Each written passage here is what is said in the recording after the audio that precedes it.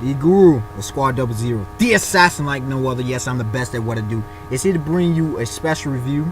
Arguably, possibly end up being my greatest review of all time. And it is of Dawn of the Planet of the Apes. Yo, people. I'm still high off just watching that movie from last night. People, this goes beyond hype. This is a taste of pure greatness. Beyond pure greatness, I should say. Oh my god, so much upon this movie. Now, let me begin with saying, it is rare. First of all, I'm not a huge movie guy. I've seen a number of movies, quite a few, but I'm not a huge movie guy like some. It is rare that sequels do surpass the originals. They happen occasionally, you got Rocky 2 over Rocky. Dark Knight definitely surpassed Batman Begins. Stuff like that. Now, let me put this in a perspective before I go in there. Rise of the Planet of the Apes was my fourth favorite movie. It gets bumped down to number 5. Okay, it's my fourth favorite one. Phenomenal. This movie, instantly, there's no emotional, just knowing, because of everything that ties in. I'm gonna try to get in everything in this video. Okay.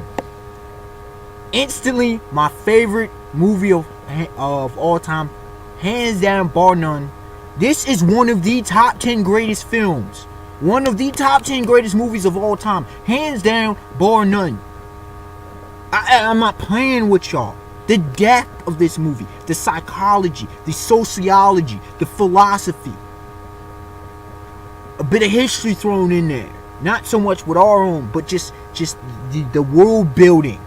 The characterization and character development. Ladies and gentlemen. The themes, though. Them themes. Yo, this movie. And Caesar, yo. Caesar. Now, he was already that dude. Last, The Rise. And I was talking to another dude, and a couple guys. One seen it today. Another dude, he saw it. And he's like, he'd been telling him. My favorite character of all time. Officially now. My favorite, after watching that, freaking Caesar, dog. If you don't know, you need to watch this movie. I may say that multiple times throughout this video, but you need to watch this movie. If you don't watch another movie, watch this one. Caesar, yo. Oh my gosh. Now, this is 10 years after the end of Rise of the Planet of the Apes. Now, mind you, I haven't watched any of the older Planet of the Apes, especially the 2 original Planet of the Apes. I've not watched any of the entitlements, and I don't care. These movies are just this trilogy or whatever it is. So we start off the movie. Now, I'm not going to try to spoil it, but we start off and end off the movie with Caesar. We start off, the first thing is war paint. It turns out it's a hunting scene. We end it with Caesar's face after a battle. Well, it's more than a battle. Let me put it that way. It's more than a battle. But the war has begun between apes and humans. Because, and I'll get more into that in depth later. But anyways, Caesar, man. The wisdom of Caesar. The leadership of Caesar. His name. It rings greatness and it fits. But he's not a dictator. This is a good one. Okay? He's a noble ruler. He's looking for...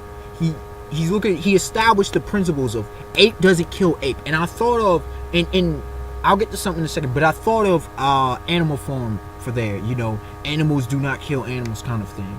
No murders. And it just shows when you reach a level of sentience, a level of intelligence, it's this thing about murdering your own kind. You see that it doesn't benefit. First of all, it's just not beneficial, and secondly, I can go off into whole morality issues, but just understand that the protection. He continually talked about family. Now he had his son who was up there with him and is watching, is growing, and it's a bit of buildings Romang, not much, coming of age, a little bit of him growing to be a man, how we would say growing to be a man, growing to be an adult, and then he experiences some things. He was attacked. Even his father tries to tell him, don't act hastily. Think before you act, son. That kind of principles. You see the fathering, the son, in that teenage, young adult, not trying to listen, trying to be his own individual, not understanding the wisdom that his father is trying to pass down to him. He gets a younger brother. The mom's sick. That relation with the humans, and learning who you can't trust, because just because you're the same, just because I'm black doesn't mean I can trust all black people, kind of thing. It breaks down barriers along those lines. You feel me? That's another thing. Families are making, and Caesar's looking towards future of his people, okay, of his race, his species.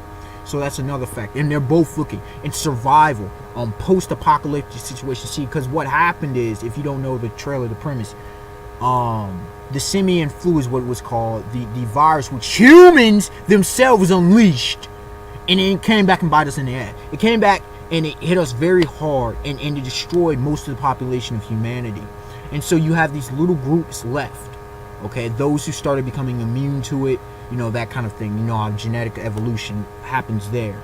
And I'm not talking about divine, I'm just talking about genetics here, okay, science.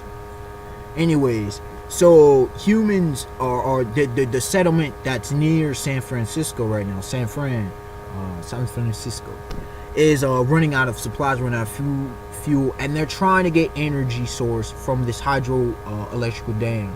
And that's where it picks up with humans. And see, Caesar has actually experienced the good within humanity. He's seen the bad as well. So he has a balance. You have this dude, Koba.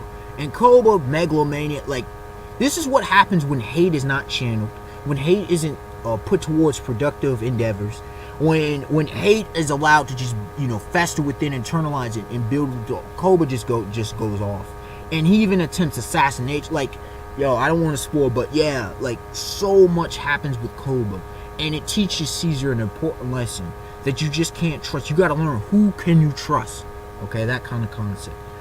Power, the fight for politics of power, freaking war, the realness in war, the battle at the end of Rise Against the Planet Apes, but then the war and young son, Caesar's son. It sees war, and he sees the brutality of how people, and then the use of fear to rule. Freaking Maurice coming in here. Maurice being the intelligent one and the teacher, and the old ally of Caesar. Caesar being widely respected. See, here's the thing though.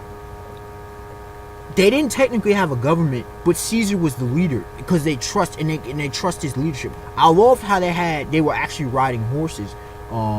They weren't, they were superior to the humans in the consideration where, like, the dude even said, he's like, they don't need power. They're physically more powerful. They're intellectually growing to that level. They're increasing, so they have us beat. Okay, they knew how to use guns off like that, dog. Like, they figured things off easily. They were going around being a hunter-gatherer. I love the whole spearfishing scene. There was a lot of great scenes. I was literally emotional throughout the whole movie. I don't be like that. It wasn't necessarily I was crying, but, like, it was the reality, the gravity, like, the realness within it. It was so good. The animation was so beautiful, that it's so elegant, so exquisite, that I was literally living it. I was living this story, okay? It goes back to Caesar's old home, and he has the memories. Even though he's protecting his people, he's thinking about his son in the future, his children. That combat with a father, and I'm about of that age. I don't have any children as of yet, but I think about when I have my own children. I think about my relationship with my pops as well, my dad, and kind of thing. We didn't really see much from the mom, but she was just there. But it was between Caesar and the son. Let's see, Maurice. You got the humans. You got different mentalities. And that one scene with the leader dude, the dude who played Commissioner Jim Gordon in Batman. Oh my gosh, when he broke down and his memories of what he's lost, that was emotional as hell. The dude who shot, like, out of fear, out of ignorance. It shows ignorance. And then the son of the human dude, and he's like, he's experienced the worst, and he's to open up and to find out the relation, of the loss with the stepmom. But then the relationship between Maurice, the orangutan, and him, and the bond that they developed, and it was phenomenal. the ending scene, near the end, where you got the leader dude and Caesar saying, we thought we could work something out, but it wasn't meant to be. They tried, they tried the diplomacy, but it didn't happen. The cycle of reaping and sowing, this hatred that was built in this cage, the torture, the experimentation on Koba, and eventually trying to bring that back and relive that. And he's the first one to murder an ape. Almost had two murky seasons. Okay, it was so hardcore. What other elements? Like, there was so much. You just have to watch it. Like, what else, people? Like, what else can I go on? I mean, I don't want to spoil it, honestly. I remember the scene with the they were playing by the band, the way and just the good times. There was a lot of good time feelings in this movie, and in the vocalization, the moment they realized, these apes, they're not just dumb animals. He could speak and put in positions of power. The battles. And I love how they kept showing how because I've read a book, Champions of Politics. I love how they kept showing with the submission, forgiveness, ask for forgiveness, the manipulative nature of certain animals, certain creatures, the individualistic nature you began to see the longer the movie went on. Everything on the surface seems, everybody was, entwined. I love the gorillas was the security squad. I love that they began to show the architecture that the chimpanzees and the rest of the apes began to showcase. Okay, the building, and it was elevated. I love the fact that the doctors, kind of on that witch doctor, the doctors, I couldn't tell if it was both male and female, but the doctors amongst the apes as well. The sign where the trust was built, don't touch her, but she may die. And the desperation you saw in Caesar's eyes when his wife, the mother of his children, may die. I love that fact. I love the fact that they saved the humans. It was so much. And like I said, I'm trying to be spoiler free as much as possible while hitting the points.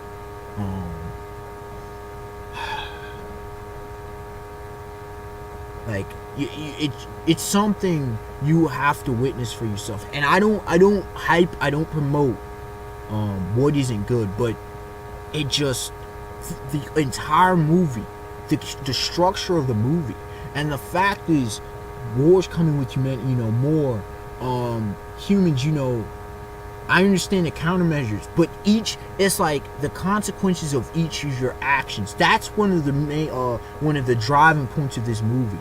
The son almost gets killed, and father protecting son, and then dude coming in there, and then Koba when he started to allow the hate to build. It was almost from Anakin Skywalker when he became Vader, allowed the hate to overcome him, and not control, allowed the hate to overcome, and he went from protecting, and he turned against his best friend, the savior, his savior. The ending scene, oh my goodness, the ending scene with Caesar coming, that's just, I'm not gonna spoil what happens there, but that was just phenomenal. The whole tower, just wow. Caesar even learning a lesson, and where it goes from here, I can only imagine how they're going to crank it up in the third movie, Dawn of the Planet of the Apes. I love when they said, that's more than 100. When that scene, when they came in deep, man, they came in real deep. I loved it. The infiltration, just so many elements, dog. And the humans weren't the focus. I really like the fact that the humans were not the focus, but it wasn't the fact that it showed the apes, but it's the question of humanity. And here's the thing, though. What I really got a sense, to finish off this review, not to make it too long, it was humanity. It was the story of what humanity has done throughout its history. Really. This was a story of humanity. Using, the betrayal, not this time so much of betrayed, the humans being the conquerors, but like because betrayal of broken promises and things of that nature. Okay. Oh, I mean, the shotgun scene. It brings me back to the U.S. government and the Native Americans. Then you go, I could go British. I could go a lot of governments. Now they've betrayed the peoples that dwelt in the land, the natives and whatnot. You got slavery, and I'm thinking of those kind of things. Just change and stuff.